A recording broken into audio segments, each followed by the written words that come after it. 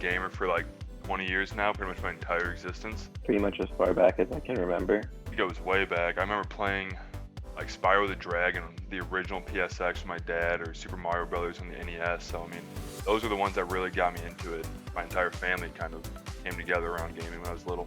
Probably like, an arcade, like most kids. So I first started getting into video games as a freshman in college, actually. And I had very little video game experience besides handheld games on a Game Boy on a road trip as a kid. And it really opened my eyes to what video games as a medium could do. Be this storytelling platform, or they could be this kind of like a vessel for, connection with people, connection with the story.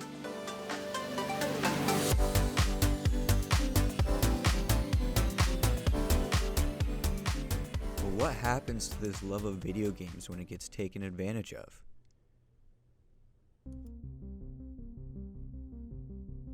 I couldn't resist, so I spent over the 5 years, I spent $800 or $900. I play Clash Royale, and if you put $5 in a month, then you get a significant advantage over just about everybody else that's in it. Because I'd spent $60 already, which is a lot of money on a video game, only to not be able to progress if I wasn't willing to spend more money than that. We all want to be like the pro athletes, right? People are buying MJ's shoes and Kyrie Irving shoes and people's jerseys and stuff, right? So this guy's running around and he's got this sick little knife he's twirling around. I want to have that feeling too, right? I want to be in my MJs. I want to be twirling this knife around too. These big companies have such a fan base that they're not really risking too much when they put these in their games.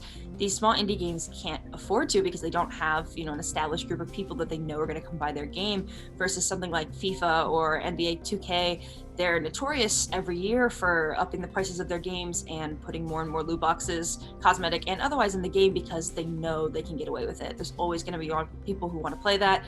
There's a big esports community with that. So there's a whole group of people who they have to buy the game essentially in order to continue with their career. Loot boxes are digital containers in video games containing random virtual items. Some loot boxes are bought for real currency. This is a common monetization mechanism for free games, but also occurs in some premium titles. Concern exists that loot boxes bear psychological, structural, and legal similarities to conventional forms of gambling. I think one of the best and most understandable examples of loot boxes was no other than the infamous game launch of Star Wars Battlefront 2, a franchise that is loved worldwide. I actually pre-ordered Star Wars Battlefront 2 because I was a big Star Wars fan. I enjoyed the multiplayer in the first game, and I remember watching all of the controversy when it came out. Basically, it was pay to win. You could unlock quick rewards, right? So you either spend a ton of time, in-game hours, and unlock different abilities, different guns that perform way better than other guns, different grenades that does 5 times the amount of damage. This is gonna sound silly, but as Anakin, you could throw a guy 90 feet versus throwing a guy just 2 feet, right? And so you could get those out of loot boxes, which came through a lot of playing, but it also came by just putting your credit card information in and spending $300, and then you're the best player in the game who's put in what realistically would probably be 4,000 in-game hours to get all of that stuff. Originally, you could just buy it. And that's where the problem lies.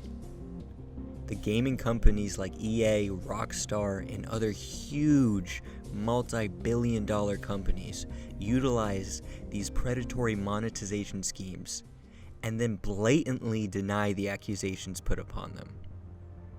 Often these schemes dance the line of what we would consider gambling. Both sound and visual sort of stimuli that happens when you open one of the packages, they definitely had a lot of intention behind that. It's this super intense noise and bright flashing lights, just like gambling. Well, you're playing odds. They tell you the odds. They tell you the percentages of exactly what odds you have to win what items. And then when you do it, it gives all these flashing lights and numbers, and you get an adrenaline rush, and then it makes a nice noise when you win something good.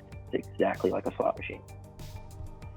Game companies argue that loot boxes are not a form of gambling because there's nothing of real-world value to be won from their content. Gamers use the term pay to win for players that spend money on loot boxes to obtain the best players or items.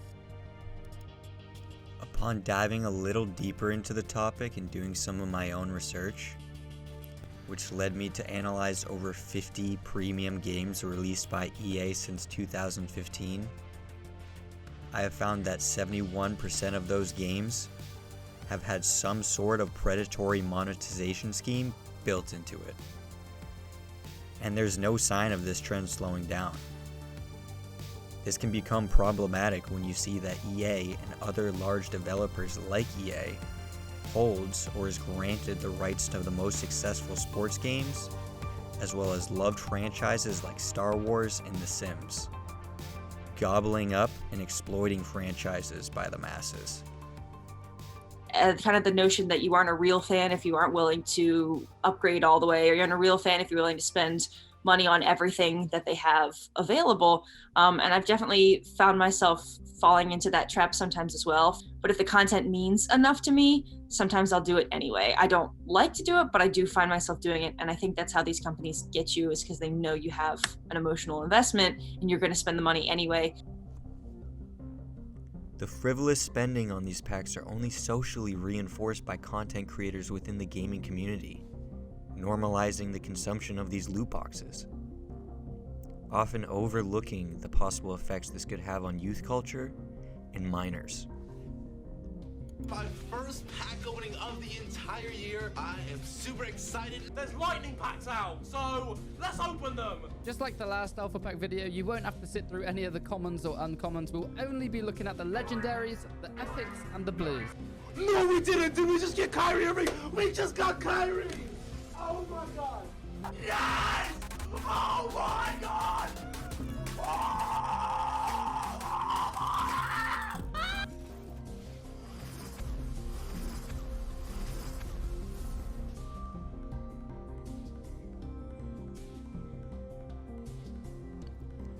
With some of these videos reaching millions of views, one cannot overlook the influence that these kinds of videos might have on their viewers, as well as the perception of the consumption of the product itself. In turn, normalizing what should be considered a form of gambling. Where your casual players and your higher level players get all their information. Millions of views. Everybody wants to see what everything is possible, and then they go and try it themselves. And the company usually pays them to do that. It becomes a bigger issue due to the fact that a good portion of the gaming community is under the age of 18. According to a study done with 4,000 American gamers, 21% of them were under the age of 18. And that's just in the United States, showing that minors can easily become a victim of these predatory mechanics. Steps must be taken.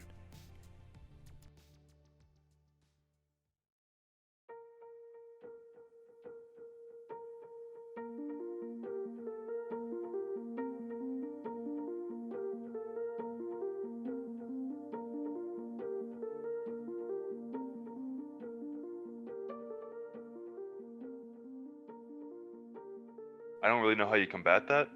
I mean, especially for a not M-rated game, like what do you do to stop people from just saying they're older and like using the parents' credit cards? The $800 I spent on Vainglory was before I was 18. If you're playing a game and you're young and you don't have the critical thinking ability or the money to be engaging in this sort of thing, playing games that encourage it is a really difficult topic to tackle. I know a big discussion in the gaming community right now is if you're going to put loot boxes in games that involve pay to win or involve spending money for a payoff that has to do with abilities or progression in a game as opposed to something cosmetic, that's a form of gambling. And so that type of system only should exist in games that are rated 18 and up. It's going to have to go through our country's legislation. That's the only thing that'll stop it. It makes too much money for the companies. They have zero incentive to stop it. Over the past couple years, we have seen some countries from around the world react to these predatory practices performed by game developers, introducing regulations as far back as 2012 in Japan, and as well as in Germany, where in 2018 they proposed a reform bill to restrict loot boxes to games that are rated 18 and up. Awareness about the issue must be spread. Gaming's impact on minors is far too prominent not to protect them from learning gambling habits from a young age. We should take note from what other countries are trying to do to stop loot boxes and attempt to implement them into our own laws for the protection of our own youth.